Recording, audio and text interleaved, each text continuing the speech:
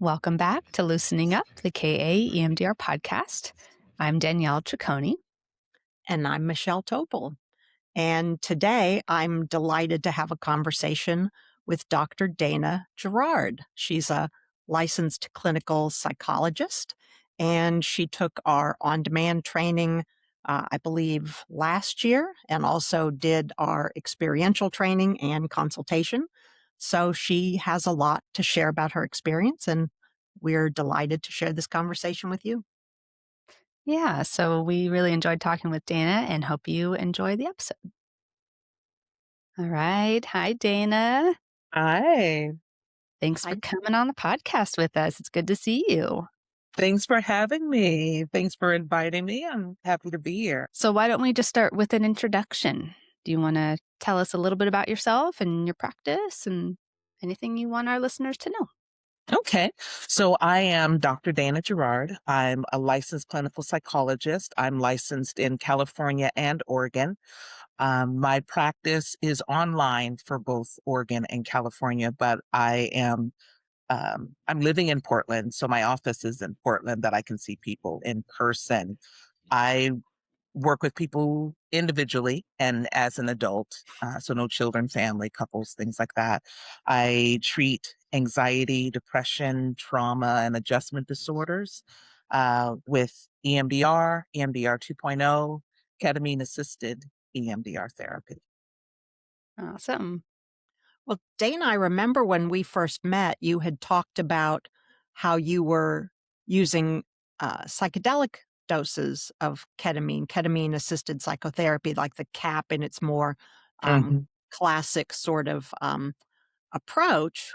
And I wonder what motivated you to, I guess, want to understand how to use the combination of a low dose of ketamine in conjunction with EMDR therapy. Like, was there something that you felt you wanted to offer that you weren't able to with either one of those approaches alone? Yeah. So with the psychedelic amount, the journey is all internal. And from what I'm understanding from the clients is that sometimes they don't remember their journeys. They know they went somewhere, but to opine about it or be guided in that journey, it's difficult. With the lower dose of a psychedelic, the client is able to engage more in the conversation, in the journey. EMDR, there can be some pretty scary places to go, and it can be really challenging to go into those emotionally charged stories. A lot of times people will stop themselves. The ego will rise and say, do you really want to say that out loud, let alone think about it? And so, with the combination of a low dose of ketamine and the benefits of EMDR, a client is able to explore those more challenging stories, but it's enhanced with the ketamine. So I know that when we first started, because you were part of a consultation group that I was facilitating, and I remember at the beginning, I think I remember that it was a little bit difficult to understand like how KA-EMDR, the low dose of ketamine in conjunction with EMDR that Danielle and I guess, are teaching and training folks about, um, like how that was different from the higher psychedelic doses. Because I remember, like you were talking about, oh, should they have on an eye mask? Should I let them recline? Like, I wonder whether you could just share a little bit about what that was like for you to kind of, yeah, to come to that balance point of understanding what Mhm. maybe some of the benefits would be of this slightly different approach that we have developed. Yes. So I had been doing a lot of training in psychedelic assisted therapy, and the common thread is set and setting, the preparation, the administration, the integration. Um, it has been based on research that goes back to the 50s and has involved the eye mask, the music, the spiritual journeys, the lying down. So when I came to your course, I still had that understanding of that is the way to do therapy when you were doing a psychedelic assisted therapy. So the low dose was new to me, and there was a little bit of a learning curve. It was a completely different way of working with the ketamine at lower doses, where the client is more engaged, and it's really a less internal journey. Yeah, I think a lot of times what I've experienced is people are surprised to hear that that a person can be sitting up, Mhm, with their eyes open, or at least part of the time, be talking, especially when you come from, because Michelle and I were both also trained in kind of the psychedelic, mhm. cap way. And when you're so used to that, it's hard to Yeah. even conceptualize what would this look like, or people are even surprised to know that people can do that pretty comfortably at this Mhm, low dose, right? mhm, I know it was interesting to me. I was not sure how it was going to go, but I was surprised to find that no, people are pretty comfortable still sitting up. They don't really need the eye mask. mhm, Their eyes might still be a little sensitive, but mhm. so yeah, I could see why it's when you come from that type of training Yeah. or that type of model, it is a little surprising to know that it can look a lot more like a typical therapy session, right? Yes, it Yep. can. And so I was trying to find some balance between a psychedelic dose and uh, EMDR. And still realizing that no, this isn't CAP. This is ketamine assisted EMDR. So it requires a different protocol and much lower dose of ketamine. And there is an engagement between the clinician and the client. So I wonder whether you could share with us whatever you're comfortable sharing about how you've been actually incorporating this into your work with your clients. So I have been working with clients, first clients that I had in my practice, introducing them to ketamine and educating them about it. And then those that were interested and ready to have that experience, we went through the process of their prescriber. I work with Journey Clinical, which is my prescriber, and having them assessed for their eligibility for the ketamine. These same clients, I had already been working with them with EMDR and EMDR 2.0, so they were familiar with that, but not familiar with ketamine. And so, with education and conversation and following the protocol, the clients have had a completely different experience with the ketamine assisted EMDR therapy. That whole process was enhanced dramatically with ketamine because of the impact of what ketamine does on the brain, taking them out of that country road way of ruminative thinking to that 4-lane highway of, oh, I can see this problem from several different ways. It was so amazing. And to work with a client where they've only ever known EMDR and EMDR 2.0 and then add ketamine on top of that. To quote this one client, she said, "Anxiety is now foreign to me." Hmm. Wow. Wow. What did you say? Going from a country road to a 4-lane highway? I Yes. like that. I like that analogy of that kind of expansive perspective, which I think it's sort of what you're pointing to there. That default mode network that Mhm, just is active when you're ruminative and you can only see the problem and the solution one way, mhm, to seeing it from multiple ways, almost kaleidoscopic mhm, ways as well. It's like, oh, that was the problem, but here's the piece over here, and this is connected to that. And now you can look at the not only the problem in different ways, but now you can look at the solution in different ways. mhm, And so it's just and you can't do that with EMDR, I don't think, by itself. Yes, you can bring in mm, different pieces of the story that inform you and update and reprocess the memory. But I think the addition of the ketamine, because of the default, what it does with the default mode network, really makes that country road become a 4-lane highway. Now there are so many more options, so many more solutions to the problem. mhm. I don't know. I would even add the metaphor of sometimes you don't just go from a 1-lane highway to a 4-lane highway. Sometimes you're in the traffic helicopter that is even above the whole scene that really can Right. see the whole landscape, right? Yep, yep. Um, Yes, absolutely. when we did our very first ketamine session, that's exactly how she described seeing the issue.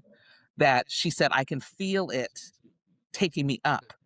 Like it's trying to pull me up so I can see a broader view Mhm. of the lay of the land. And she was holding on at first because this was new for her. Mhm. She's holding on to first. She's like, I don't know. Should I let go? Should I rise? Should I let it take me where it wants to take me? And I said, well, let's go with that. I'm right here Mhm. with you. And so Yeah. she rises as she sees the lay of the land. And it was a particular layout of a memory of a childhood memory. And so with that view, she could see everything.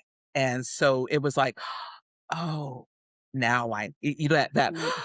insight that you Mhm. feel when you have that aha moment. Mhm. Yeah. So Dana, I also remember that in our experiential training a couple months ago that you yourself had a big aha. And I wonder if you'd like to share any part of that, because I remember, yeah, that it was a very powerful experience, and whatever you're comfortable sharing about it, I would love Yeah. to hear. Oh my goodness. I was so hoping you'd ask me that question because I am telling you, for anybody listening, what's that saying?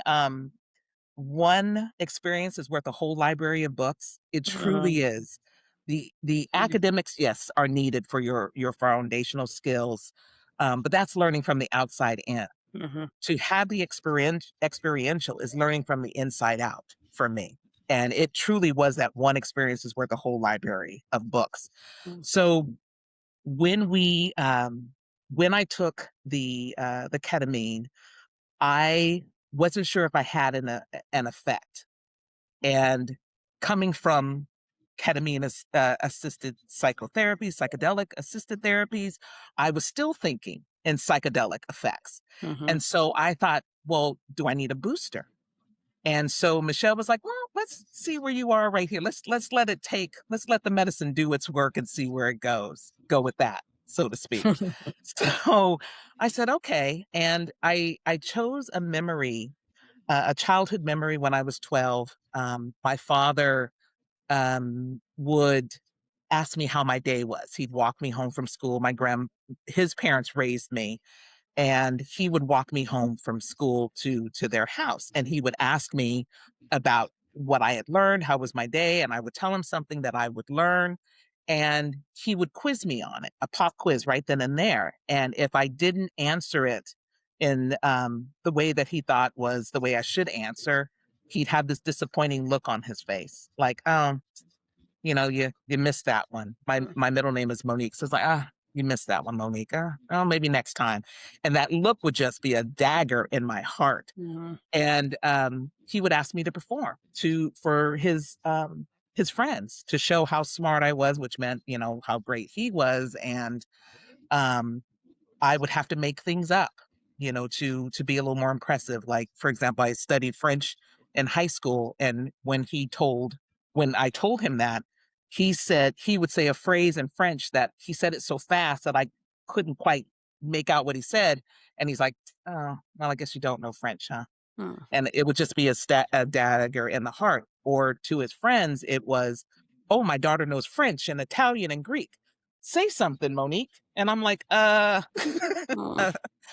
Mm. So I'd mix up words and hopefully they didn't know, what I was saying. And, oh, yeah, she's wonderful. So it was that kind of anytime I learned something, anytime he asked me, trying to answer the question with these pop quizzes and hoping for that look of acceptance and love and encouragement, but I'd only get that disappointment.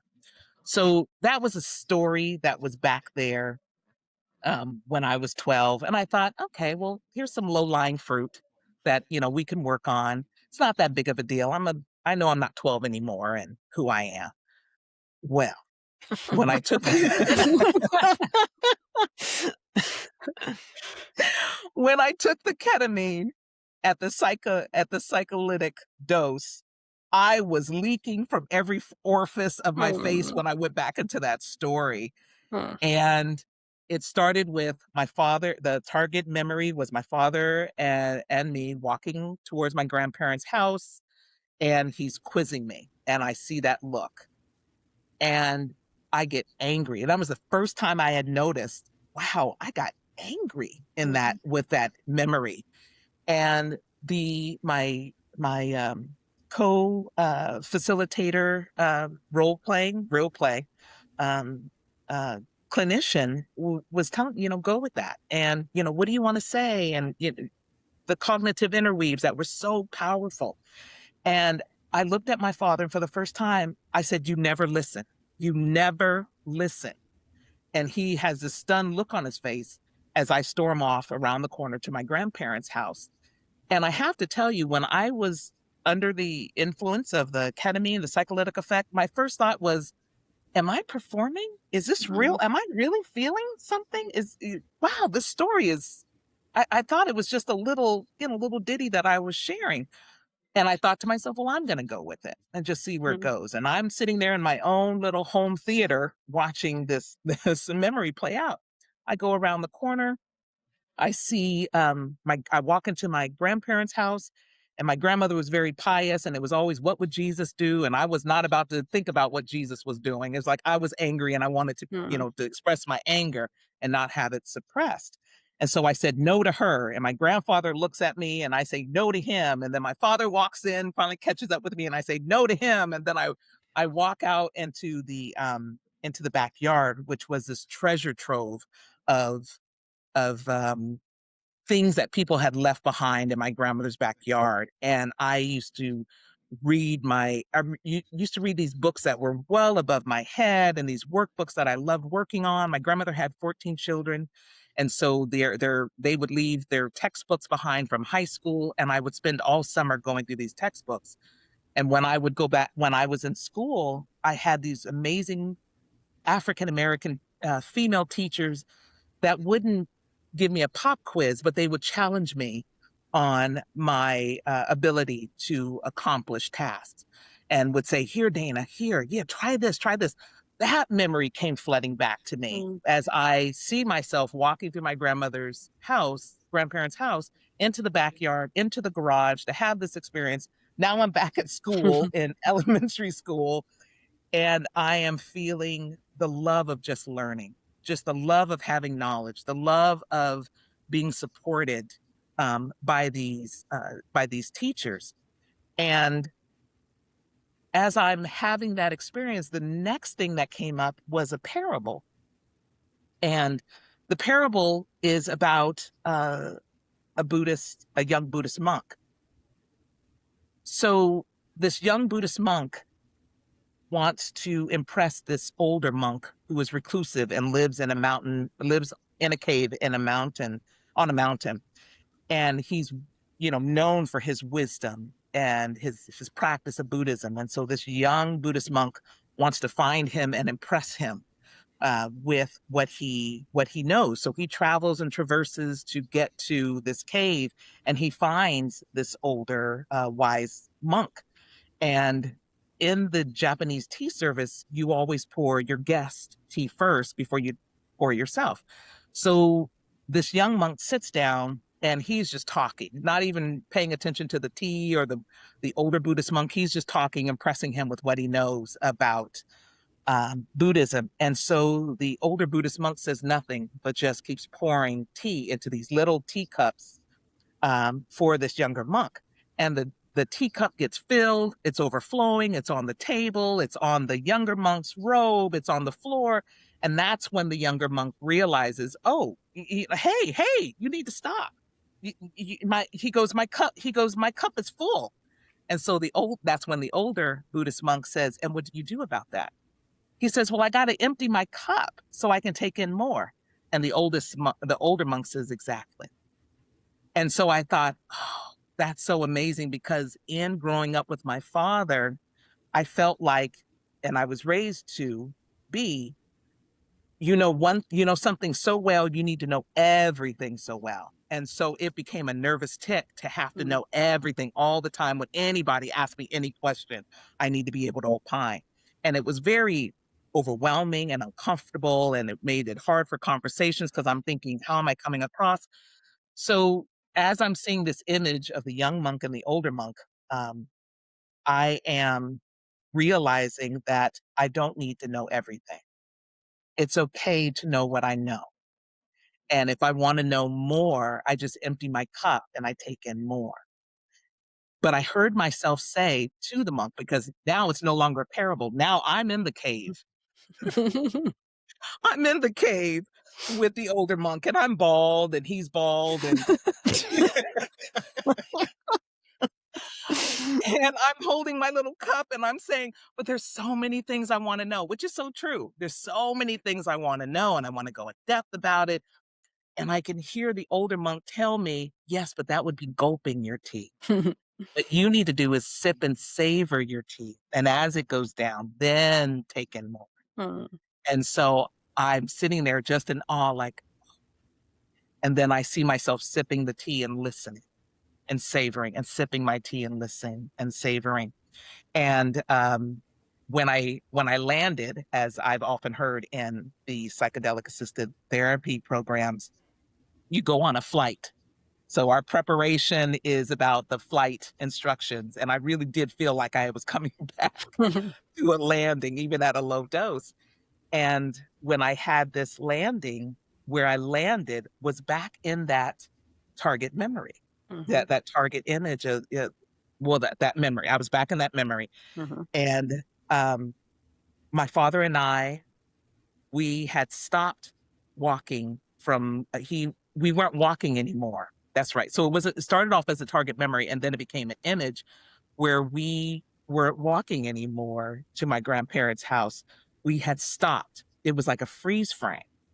And I don't know, I'm going to give away my age, but in the 60s, there was a TV show, Batman and Robin, Batman with Adam West. And there's a freeze frame where Batman has his cape open and Robin's underneath him. And Robin's kind of looking up at him in awe, like, wow, you're my mentor. And Batman's looking down at him like, yes, and I've got you. That was the image that freezed for my father and me. And it reminded me that I used to be his little buddy, his little sidekick, and we did everything together long before the education came along. And it was so beautiful to remember that and to have that freeze frame. And Michele gave me a picture of the Buddhist monk, a younger one receiving tea from an older monk. I've been speaking with my father in a way that I've never spoken before, with more boundaries, where I'm saying, no, you're not listening. I need you to hear what I'm saying. And then I'll hear what you have to say, but I need you to hear what I'm saying.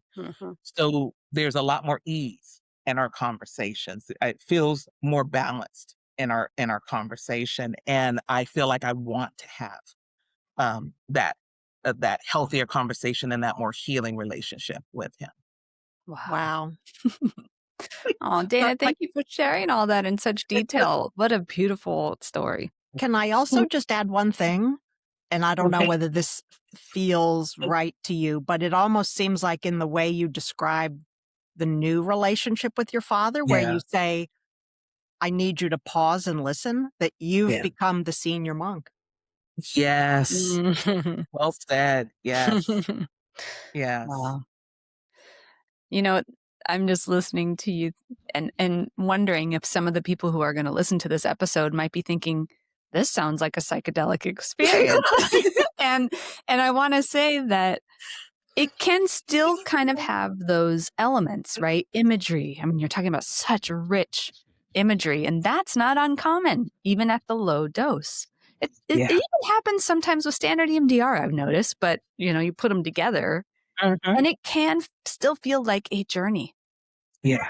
But it, and I wasn't in that small group with you, but well, first of all, I just want to mention, look how much you remember, right? Clearly it's integrated. Yes. Whereas, as you kind of alluded to in the beginning of our discussion here, sometimes things like that can happen in a psychedelic experience, but there's like no recall of it. There's no way to really integrate it. But I imagine that when you were in the session, that you were still able to kind of be present, even with all that richness going on. Is it right to assume that you were still kind of grounded in the present with your partner who was acting as your therapist, able to kind of verbalize some of what was going on, like still kind of having that dual awareness that's so important? Yes, yes. I definitely felt like Because I I feel like had that's one important foot to name here. here. Yes, Yeah. yes, Despite all the places you went to, there was still that ability to kind of have a foot in yes. the present and, Mhm, mhm. communicate and And communicate, absolutely, absolutely. yeah. I didn't feel loopy, I didn't feel like I was, all the effects that you would have at a higher dose. Yeah. I was in my body. I ended up laughing at some of the things I was seeing. I was like, "I don't know where this is going, but it makes sense." But yeah, I was able to engage. I was able to be a more, engaged participant Mhm. in what was happening. Yeah. Yeah, so I'm just sitting here thinking it's like you get all the gifts of the psychedelic, but probably not as, Yeah. I don't know, overwhelming and just easier to integrate. That's kind of Yeah. how Michelle and I typically will talk about it, right? You still get some of the Mhm. flavors of the gifts of a psychedelic experience. It's not like you don't get any of that, but Yeah. it's gentler, but it still can be very rich. Very. And it was so subtle that, as I was saying in the beginning, I wasn't quite sure if I had taken enough. Mhm. Not that I was, yes, I was still in that, oh, I need more for psychedelic effect, but I was wondering, I'm not really Mhm. feeling anything of like I had taken a drug Yeah. other than my mind was showing me, the Yeah. storyline. And my colleagues are telling me that are doing, they're in the field, let's say, of psychedelic assisted therapy. Mhm. They're finding the same thing, that clients at the psychedelic effect are having a harder time recalling. Now Mhm. they know they've experienced something and they will go and integrate it through conversation and Mhm. imagery that they could capture in Mhm. paintings and things like that. But the clinicians are noticing that their clients are much more engaged and are retaining more when they're at these psycholytic effects. And so a lot of my Mhm. colleagues are moving towards more psycholytic effects in the umbrella of Mhm. psychedelic assisted therapies. Well, I Yeah. think that you don't have to create the bridge between the non-ordinary state and the ordinary state. That KA-EMDR kind of, I don't know, allows those two things to merge in real time, that you've got some non-ordinary experiences Mm. that you can integrate sort of in real time to, like, what's going on actually right now. Mhm. Mhm. I completely agree. And with a psycholytic effect, it's a shorter journey, but it's still so profound. Mhm. At the psychedelic effect, you've got 4 hours, 6 hours, 8 hours, with under the umbrella of psychedelic assisted, With other medicine. therapy. Yeah. Exactly. It's more expensive, taking those longer journeys, so Mhm. there's less access, for those who can't afford that. But with ketamine, less expensive, shorter journeys, so there's less of the time of, Mhm. that you are spending with the clinician. So it can be more accessible to those who could really benefit from it. But yet, look how profound still, right? It's Yeah. not like we're settling. It's No. I mean, look at what you just described, and I'm guessing that was what, 90 minutes or less in your practice session, probably, because Yeah. that's how we design the training. Yeah, Um, yeah. so, so much can happen in such a So short much. time. So much. And then I Well, also just wanna name, let's not forget the EMDR piece is yes. adding something to this, right? It's not just the ketamine, it's the EMDR framework, it's the bilateral stimulation, right? There's something synergistic about the 2. Yeah, absolutely, Yeah. because I was holding on to the tappers and Mhm. it's processing. You also have the engagement of the clinician. I Uh-huh. know the pharmaceutical companies are moving more and more to remove the clinician Mm, from the substance, mm. but it's and I know that there That's are terrible.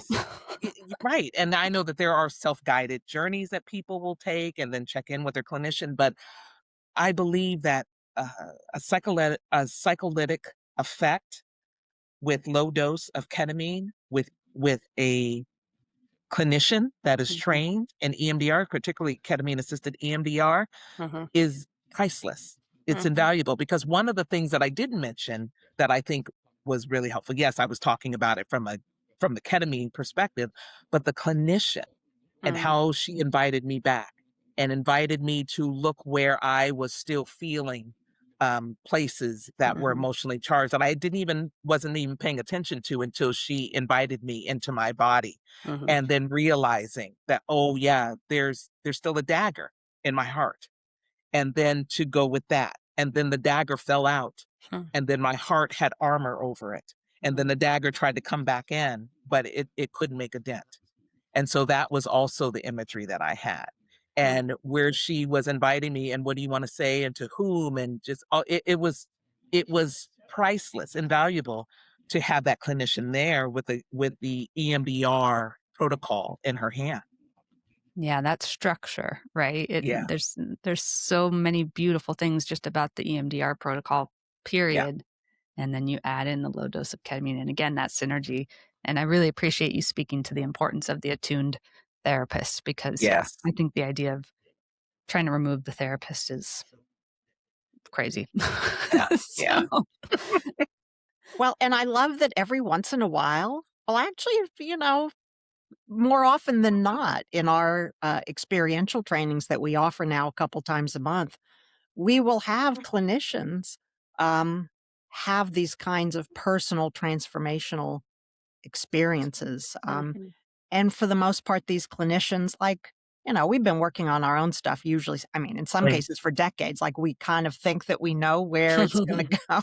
Yeah, But every once in a while, we are surprised. And, it sounds to me, you talked at the beginning about how, with the higher dose, with psychedelic sessions, that people have these kinds of spiritual experiences. I don't know. I mean, Dana, it sounds to me like you had something of a spiritual experience in in that experience that you had in the training. absolutely. To say what I hadn't said and always wanted to say to those that I wanted to say it to, and then for that to take me into my younger childhood where I had these fabulous teachers that reminded me of my joy of learning, the environment where I loved learning, to the Buddhist parable where I'm first recalling the parable, now I'm in the parable. and and then the feral. and then to the Batman stillness image, it was so profound. And I have to tell you, Michelle, that picture that you sent to me, I printed it out and it's on the wall that's facing my computer. So anytime it's an anchor. So there's the integration piece of that 3-part protocol with under the umbrella of psychedelic-assisted therapy. There's the preparation, the administration, then the integration. That picture is my integration. And every time I look, I get this boost of, oh, yes. And I'm the younger monk sipping my tea. And the older monk pouring the tea. And I'm now the older monk pouring the tea. Absolutely. Yep. Absolutely. Thank you so much for that picture. Oh, yeah, So it's it just beautiful. comes full circle. Oh, It does. And it keeps giving. It keeps Yeah. giving. So I think, too, that the integration piece is a very important piece. To have Absolutely. something that anchors you, reminds you of the journey. I think it can be so profound because for me, I just notice that it just keeps giving each time I see it. And hopefully the people that are listening to this will hear and be able to tell that was not a cognitive exercise. Yeah. Right? Which EMDR for some people sometimes can stay very cognitive, right? What a Yes. rich right brain experience you had, right? And I think that that's one of the beautiful things about adding ketamine is it just deepens it and takes it out of our intellect and more Yes. in the heart space and so much more experiential, right? And then I think Yes. I love what you're saying about the integration because I get these really interesting images too when I do this therapy and they stay with me, right? And they really do become anchors. So I love that. Yes. I love that. And I'm so happy you had that experience. Oh, me too. Me Yeah. too. Thank you for sharing that. yeah. My Thank you so pleasure. much. So I guess I'm wondering, what is it like for you now? What has it been like for you now to offer this modality, to offer KA-EMDR to others in your practice? And also any other final words that you might want our listeners to know about?